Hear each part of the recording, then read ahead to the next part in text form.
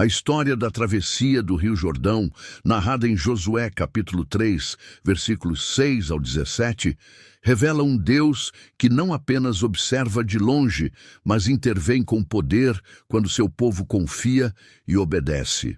A ordem foi clara.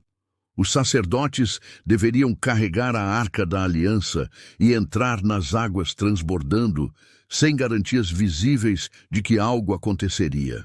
Não houve ponte construída, nem explicação lógica, apenas a certeza de que aquele que prometeu estaria presente.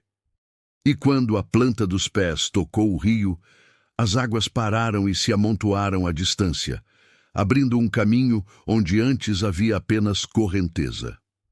Esse ato é chamado pela palavra hebraica niflaot, que significa maravilhas, milagres, feitos que ultrapassam a ordem natural e revelam que o Criador não está sujeito às leis que criou, mas permanece acima delas, operando conforme sua vontade para glorificar seu nome e conduzir seu povo à vitória.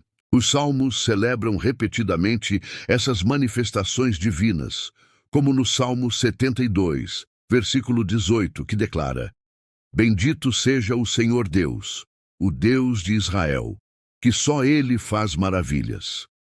Para os hebreus, lembrar dessas ações não era apenas recordar o passado, mas alimentar uma confiança viva no presente. Eles meditavam nessas obras e proclamavam entre as nações que o seu Deus era único, vivo e ativo, ao contrário dos ídolos que tinham olhos, mas não viam, ouvidos, mas não ouviam, conforme denunciado no Salmo 96, versículo 5, e em Isaías, capítulo 44, versículo 8. O Deus que abriu o Mar Vermelho, que sustentou o povo no deserto e que deteve o Jordão, permanece o mesmo. Seus feitos do passado não são lendas, mas fundamentos para a fé atual. O que ele fez ontem, pode fazer hoje e fará novamente quando necessário, pois sua mão não perdeu força e seu braço não encolheu diante das lutas humanas. O profeta Zacarias, séculos depois, utilizou a mesma raiz da palavra nifla, ot, ao anunciar um tempo de restauração para Jerusalém após a destruição causada pelo exílio. A cidade ainda estava em ruínas, os muros quebrados, as praças silenciosas, mas Deus declarou: Isso pode parecer impossível aos olhos do remanescente deste povo, mas não será impossível para mim, conforme Zacarias capítulo 8, versículos 6 ao 8. Ele prometeu que os idosos se sentariam novamente nas ruas e crianças brincariam com alegria onde antes havia cinzas e poeira. Essa visão não era fruto de otimismo humano, mas da certeza de que o Deus das maravilhas não está limitado pelas circunstâncias. Quando ele fala, o impossível se torna inevitável. Sua palavra não depende de condições favoráveis, mas cria os próprios meios para se cumprir. Onde os olhos humanos veem ruína, ele enxerga reconstrução. Onde se vê morte, ele declara vida. Onde existe desespero, sua voz anuncia esperança. No Novo Testamento, Jesus reafirma esse mesmo princípio diante de uma situação aparentemente insuperável.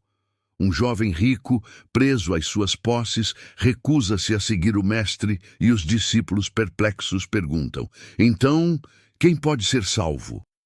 A resposta, registrada em Lucas capítulo 18, versículos 18 ao 27, foi direta: O que é impossível para os homens é possível para Deus.